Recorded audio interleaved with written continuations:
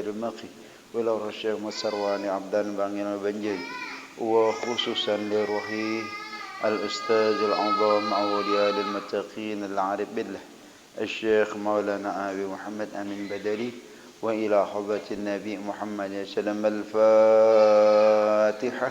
أعوذ بالله من الشيطان الرجيم. بسم الله الرحمن الرحيم.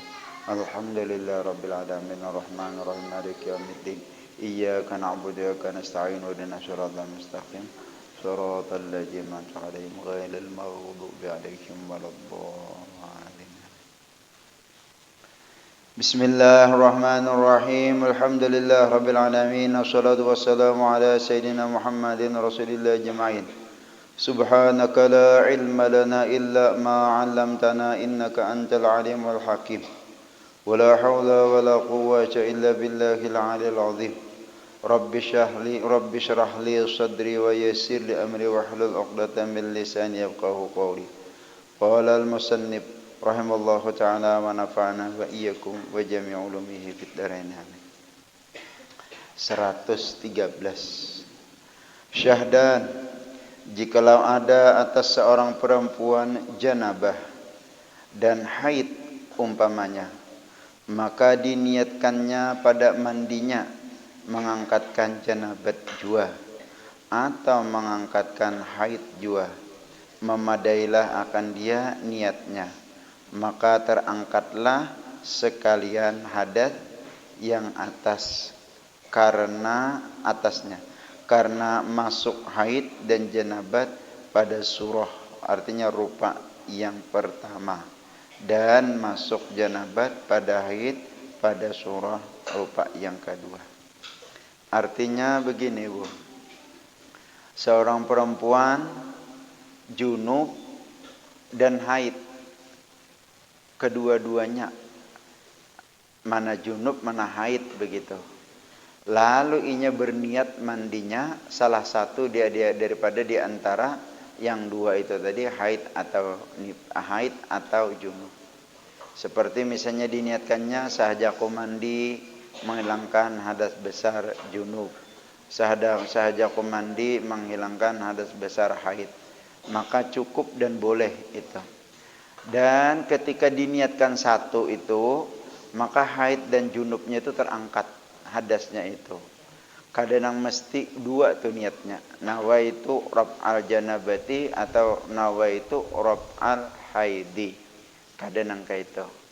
Jadi cukup hanya diantara salah satu diantara itu, nawaitu raf'al janabati atau nawaitu raf'al haidi. Di dalam hati sahaja mandi mengangkat junub atau salah satu mengangkat haid.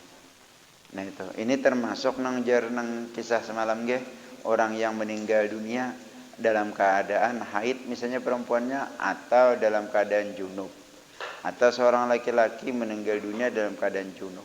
Apakah dua niatnya, niat mandi mati dan niat junubnya atau niat haidnya? Nah termasuk dikiaskan ke sana, jadi hanya satu saja, nawaitul ghusla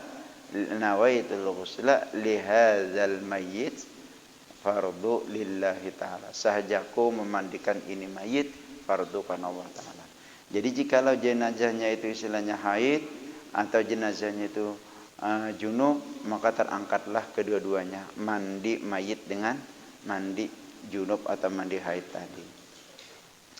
Nah ini kan bagi orang yang pemandian harus tahu itu tadi, harus tahu. Amunnya kadang bisa setengah hari memandi orang mati, mandi junub sekali, mandi orang mati sekali, lalu dua kali. Maka sekali memandi itu biar gak dituntung setengah jam, bisa berjam-jam yang mana kurang paham benar.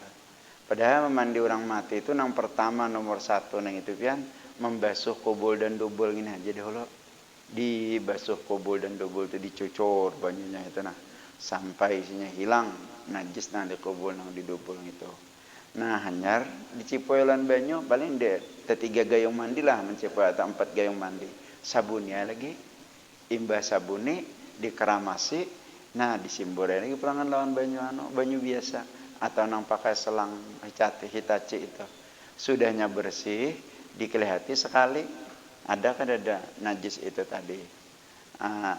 Ada kalanya najis itu bendanya, ada kala najis itu warnanya, ada kala najis itu baunya, ada kala najis itu rasanya.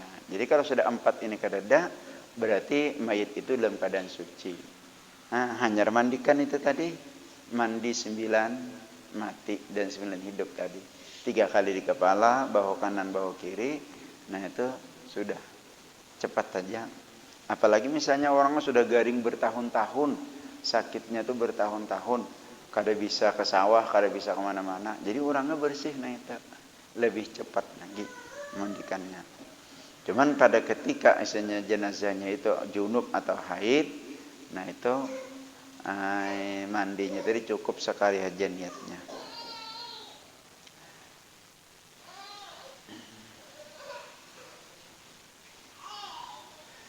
Dan jikalau atas seorang perempuan itu haid juga, tiada janabah, maka diniatkan pada mandinya mengangkatkan janabah yang tiada atasnya. Yang tiada atasnya. Atasnya haid.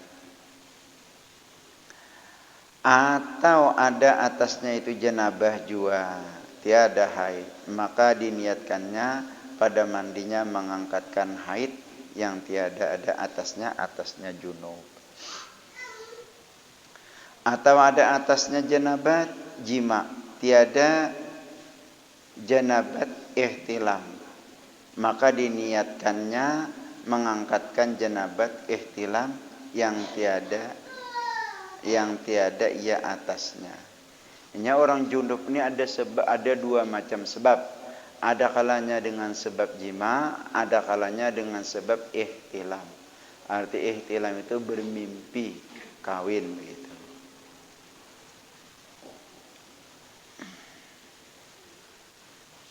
Atau ia ada atas janabatnya yang ihtilam, tiada janabat jima, maka diniatkannya mengangkatkan janabah jima yang tiada ia atasnya itu, yang tiada ia atasnya, maka ditilik pada sekalian yang 4 masalah itu.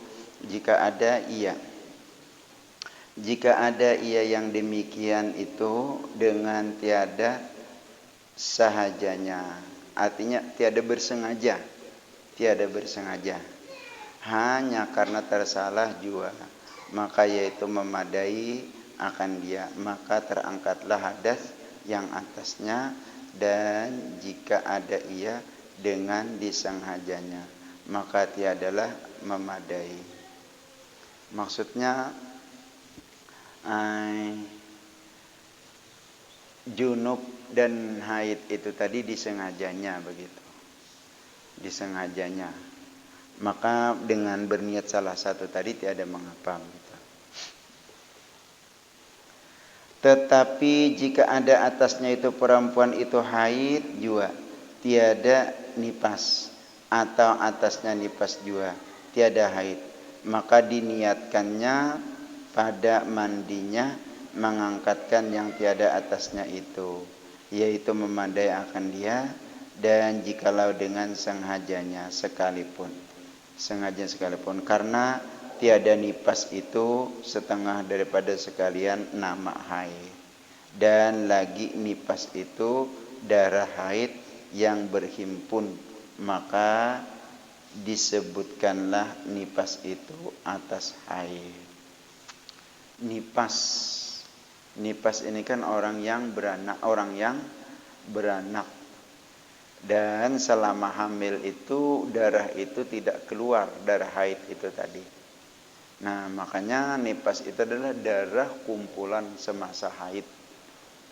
Darah kumpulan semasa haid pada ketika hamil. Nah, ketika hamil kan sudah kada haid lagi dan tidak istilahnya mengeluarkan darah haid lagi. Maka itu 9 bulan kan 9 kali haid itu. Nah, terkumpul di masa waktu nipas itu. Dan apabila mandi inya menghilangkan nipas atau mengangkatkan haid itu boleh saja. Karena apa? Karena amunnya inya kalau nya berniat sahaja aku mandi, mengangkat haid jar. Padahalnya kada haid, nipas itu tadi boleh-boleh saja dan termasuk saja. Kenapa? Karena darah nipas itu tadi adalah terjadi daripada darah kumpulan-kumpulan haid selama hamil. Tak niatnya. Ini pula wajib tahu benar ini pian babinian, dan laki-laki pun juga wajib mengetahui benar juga, karena ar-rijalu qawwamuna 'alan nisa. Laki-laki itu adalah merupakan pemimpin penyelamat bagi kaum perempuan, terutama perempuan yang dipimpinnya adalah istri dan anaknya. Jangan sampai kada tahu itu. Dan kalau bahasa anunya nang itu alim dulu sekolah hanyar kawin. Karena banyak ada alim sekolah lalu kawin, lalu karena bermasalah. Ini bermasalah lawan bini. Kenapa? Ujar bini aku haid, meniga bulan dia pada haid. Ada seorang kada tahu, nang tahu tu ilmunya bilanya haid kada boleh mengumpuli bini. Dipadahalkannya haid 3 bulan. Coba punya orangnya alim, sama masa lambat haid itu kan 15 hari. Sepaling cepatnya itu ada selahdoh, 1 hari semalam atau selahdoh. Atau kebiasaan galibnya itu 6 sampai 7 hari. Nah itu.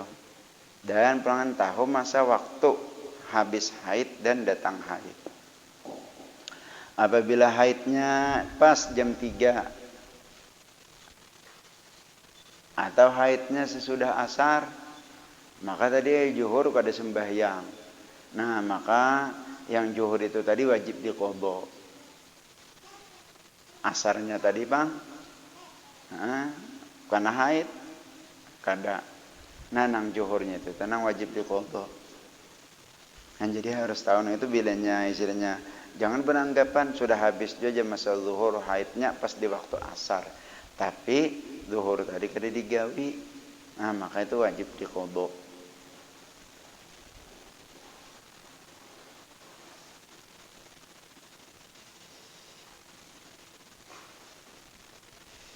Dan jikalau berniat orang yang junub pada mandinya itu mengangkatkan hadas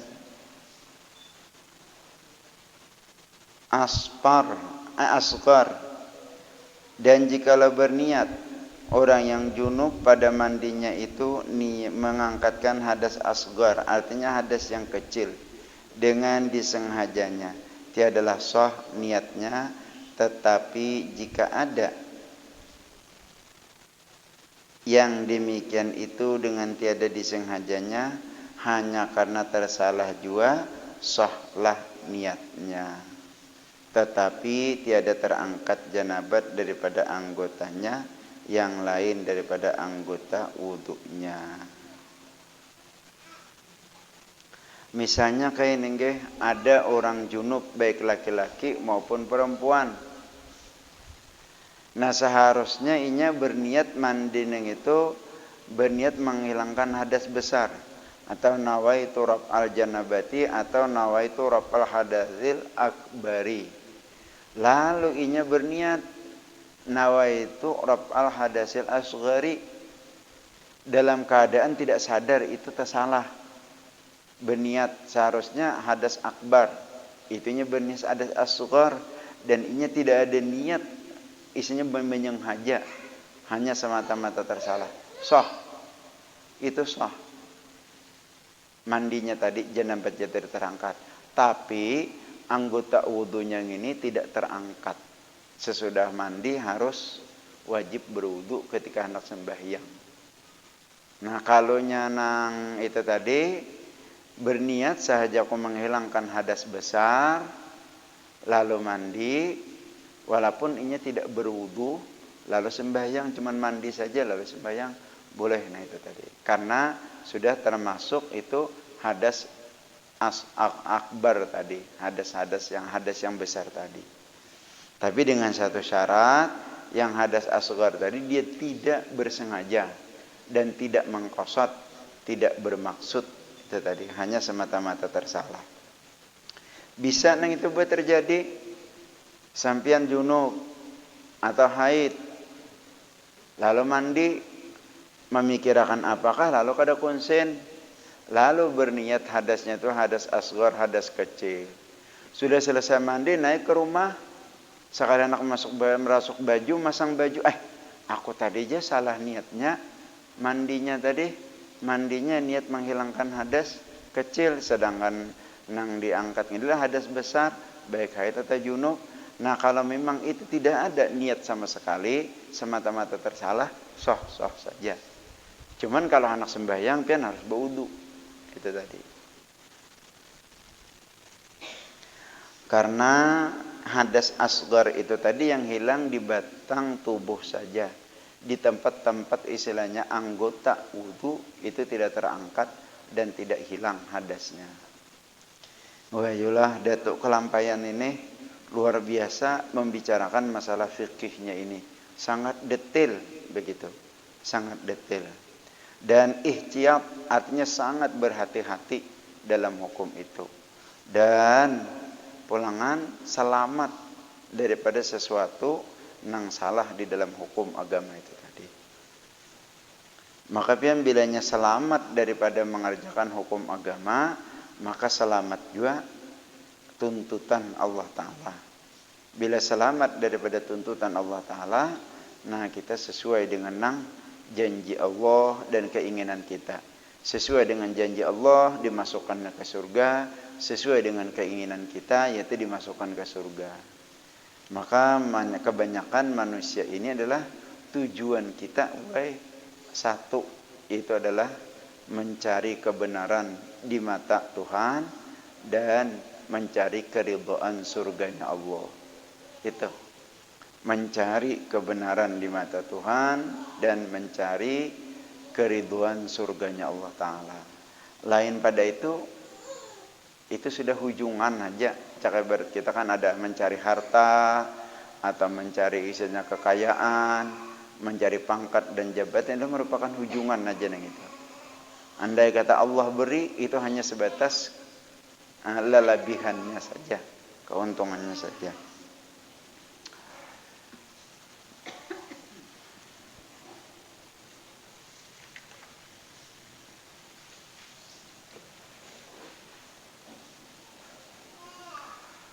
Wajib menyertakan niat mandi dengan mula-mula yang dibasuh daripada badannya, sama ada ia kepala atau kaki atau yang lainnya, karena tiada tertib pada mandi supaya kebilangan sekalian basahnya, tiada berkehendak kepada menghilangi setengahnya, dari karena jika tiada dipesertakan niat dengan mula-mula yang dibasuh, seperti berniat ia kemudian daripada membasuh satu suku daripada badannya, niscaya tiadalah kebilangan basah yang terdahulu daripada niat itu, maka wajib atasnya mengulangi membasuh dia seperti barang yang telah terdahulu bandingannya pada wudu.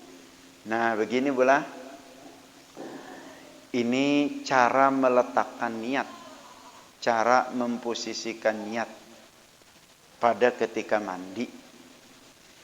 Ulun kada tapi anu nih, pusing pian anak muntah tarus. Nih, sedikit aja gini. Malang-alang. Jadi cara memposisikan niat itu ketika air itu jatuh di badan, di anggota. Ketika air itu jatuh di anggota, disitulah menyertakan niat. Ketika air itu jatuh di badan, disitulah menyertakan niat. Jadi kalau begitu, kalau kita pakai gayung mandi,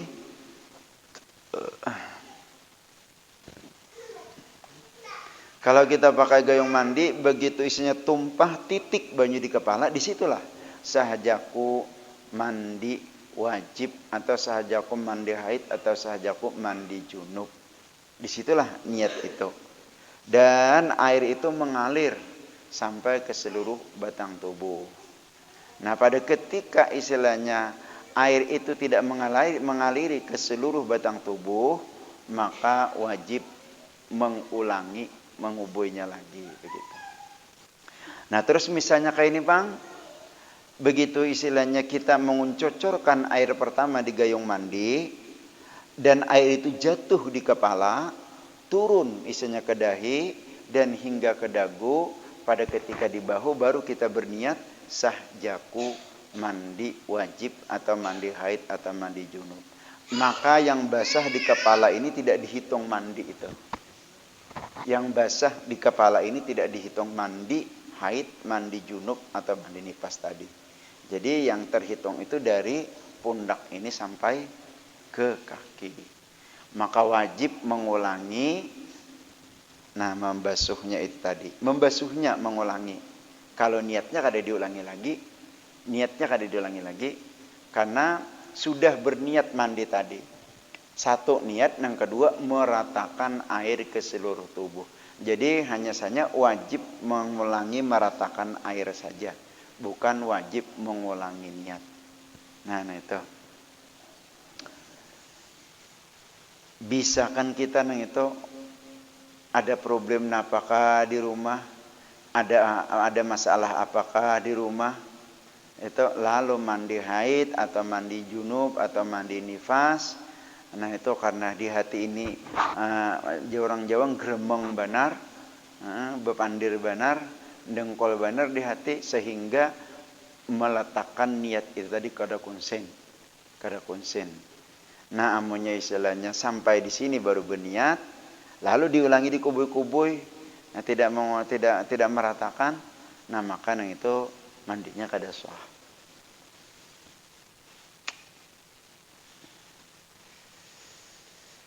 Rukun yang kedua daripada rukun mandi, menyampaikan air dan mengalirkan dia, maksudnya mengalirkan air kepada sekalian zahir badannya, hingga sekalian kuku tangan dan kaki dan barang yang di bawah kuku, dan sekalian rambut kepala dan sekalian bulu badan dan kulit yang tempat tumbuh rambut dan tempat tumbuh bulu, dan jikalau ada rambut dan bulu itu tebal sekalipun, melainkan bulu yang tumbuh pada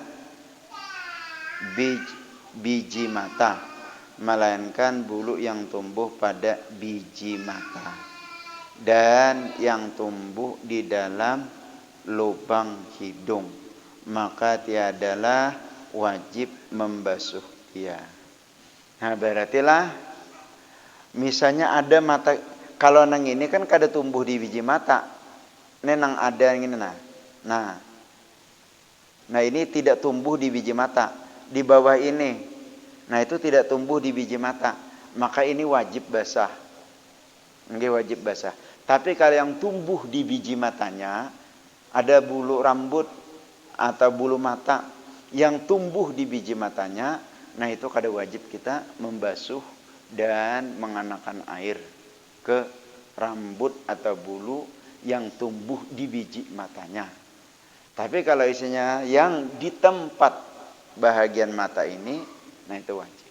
Termasuk bulu yang tumbuh di dalam hidung, bulu hidung. Nah hanya saja kan sunat saja memasukkan air ke dalam hidung, imtimsak, ngarannya istimsak, dan berkumur-kumur begitu. Teliti benar nggih? Maka pian apabila istilahnya itu kita laksanakan dan itu kita kerjakan, kita betul-betul bersih, betul-betul suci. Dan pada ketika kita suci, maka itulah keistimewaan kelebihan kita. Keistimewaan kelebihan kita, baik di mata manusia maupun di mata Tuhan.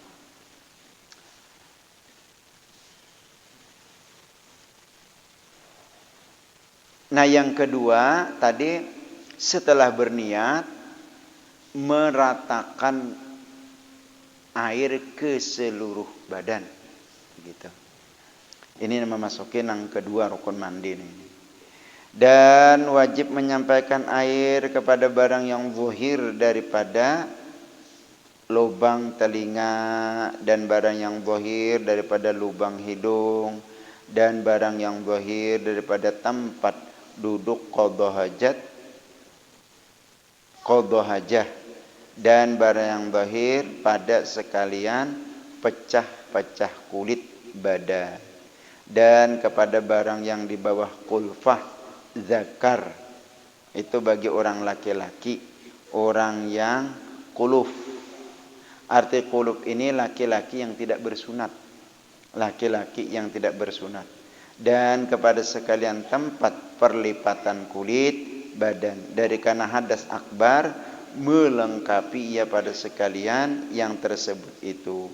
Maka wajib menyampaikan air dan meratakan dia kepada sekaliannya, hingga jikalau tiada sampai air kepada satu suku daripada yang tersebut itu, tiadalah terangkat, maksudnya tiada sah. Tiada terangkat maksudnya tiada sah, tiada terangkat hadasnya daripada suku itu. Nah ini pula wajib barang yang zahir, arti zahir itu yang nampak. Barang yang nampak daripada faraj perempuan. Nah itu bebinian ini lain pada lelakian. Kalau nya lelakian apabila kada bersunat, nah itu wajib membuka kulpahnya itu tadi agar air itu sampai pada daging yang tertutup di dalam kulpah tadi. Kalau secara keseluruhannya daging yang nampak baik dilihat pada ketika duduk atau pada ketika dipandang, itu wajib sampai air ke sana. Nah kalau perempuan kan ketika ia duduk qadha hajat, apa yang nampak pada sekitar atau kemaluan itu tadi, maka wajib itu menyampaikan air ke sana pada ketika duduk qadha hajat. Dan apa yang nampak dan yang terlihat di sekitar kemaluan itu, maka wajib banyu itu sampai ke sana. Nah, jadi bahasa Banjarnya itu baapik teliti banar mandinya ini tuh tadi. Nah, apalagi bebinian pulangan rambutnya tabal benar kayak Saniah nih. Nah, kayak karung rambut. Kan tabal benar. Nah, nang itu sekali kubuy kada rasap sampai ke kepala. Nah, sekali kubuy cuma di rambut saja. Nah, itu apalagi misalnya bini-bini nang lamak awaknya kayak Saniah ini lamak juga kalau. Nah, jadi kulitnya itu betangkal-tangkal bahasa anunya itu besikal-sikal kayak itu nah. Nah, itu kan ada berlubang antara pecahan-pecahan itu tadi. Itu wajib benar banyu sampai ke sana. Bilanya kada, maka kada sah mandinya. Dan bilanya kada sah mandinya, maka tidak sah amal ibadahnya, baik nang wajib maupun nang sunat. Kalau nang sunat kada sah mandinya kita, cuma tidak dapat pahala. Begitu saja. Tapi kalau ibadahnya nang sunat kada sah, maka kita berdosa. Termasuk hukum meninggalkan sholat atau hukum meninggalkan kewajiban. Maka berdosa dan kita disiksa. Ada kalau enggak salah hadis Nabi itu lah, aktsaru azaban minal kubur ar-rasyashu. Kebanyakan orang yang diajab disiksa di dalam kubur itu masalah, yaitu adalah hadas. Masalah rasyas itu hadas. Artinya mandi atau kencing dan kamih. Itu kebanyakan orang diajab masalah itu. Padahal sembahyang lagi di dunia, padahal istilahnya mandi lagi di dunia, padahal puasa, toh kenapa maka diajab? Ternyata sembahyang itu tadi ada membawa najis, yaitu baik najis hadas kecil maupun hadas besar. Nah kebanyakan kan itu. Jadi hati-hati benar. Lawan pulangan pianlah setelah mendengar nang ini, jangan karena di rumah hendak napa khususnya hendak mandi nang wajib itu merasa ketakutan. Jangan berwas-was mandi, berwas-was kalau pina kada bersih, berwas-was kalau pina kada liput, berwas-was kalau pina isinya kurang, jangan. Batasnya itu bila kita sudah yakin sampai dan memang kita alurkan air itu ya sudah. Kada perlu nangisnya hendak mendalam-dalami, meyakin-yakini nang mencari-cari. Jangan karena amunnya kita bisa membawa was-was. Kubui sekali asa kada rasap, kubui 2 kali asa kada rasap, kubui 3 kali asa kada rasap. Habis banyu ditong. Karena ngini nah, wah takutan benar kopi nak ada rasap, kopi nak ada istilahnya liput mandinya. Gara-gara istilahnya mendengar di itu. Pada pengajian amunnya kada liput, kada rasap, kada sah mandinya, lalu diajab takutan, lalu mandinya jadinya bawas-was. Jangan, biasa-biasa aja. Yang penting isinya kubuikan, dan kalau bebinian itu sambil di anu-anu kaitan rambut nang ini. Bebinian nang sangat teliti benar. Laki-laki pun dia juga. Laki-laki ya juga. Dalam satu riwayat bahwa Sayyidina Ali itu kada pernah sidin berambut nang panjang. Selalu sidin pendek bahkan begundul Sayyidina Ali itu. Kenapa? Karena takut kalau mandinya itu ada di antara kulit itu tadi yang tidak rasap oleh banyu. Karena rambut dan itu dalam satu riwayat itu. Sepilih benar gue dalam hidup menurut pandangan kita, tapi betapa itu berdampak masalah kehidupan hukum agama kita. Berdampak benar.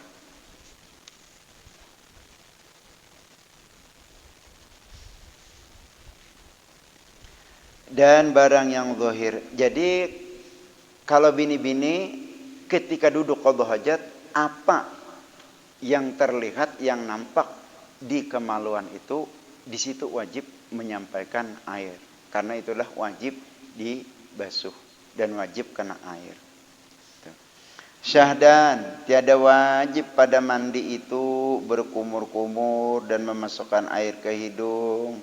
Dan jika terbuka batin mulutnya dan batin hidungnya dengan sebab terpotong yang menutup keduanya sekalipun. Kada wajib berkumur-kumur atau masukkan air ke hidung. Karena tadi waktu nang bicara pertama tadi, kada wajib membasuh bulu nang di dalam hidung atau nang tumbuh di biji mata.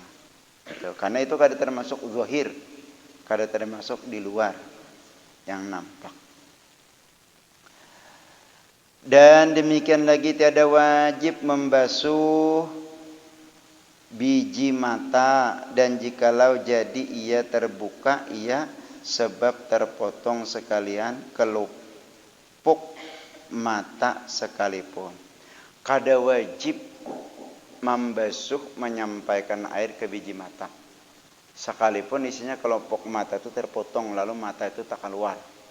Kada wajib itu tadi. Karena mata ini sifatnya di dalam dan tidak zahir begitu. Nah itu jadi pula selanjutnya pasal pada menyatakan segala sunat mandi. Pasal pada menyatakan sunat mandi. Sunat-sunat dalam mandi yang akan datang. Nah, nang sunat inilah yang mengangkat derajat kita hingga orang bisa mencapai menjadi wali dan menjadi soleh. Yang sunat-sunatnya ini, kalau nang wajibnya tadi sama. Begitu berniat, meratakan ke seluruh badan dan menghilangkan najis, ya sudah. Itu sama. Nah, nang sunat-sunatnya inilah nang mengangkat derajat seseorang tadi hingga mencapai kepada derajat kewalian dan derajat kesolehan, baik bini-bini maupun laki-laki.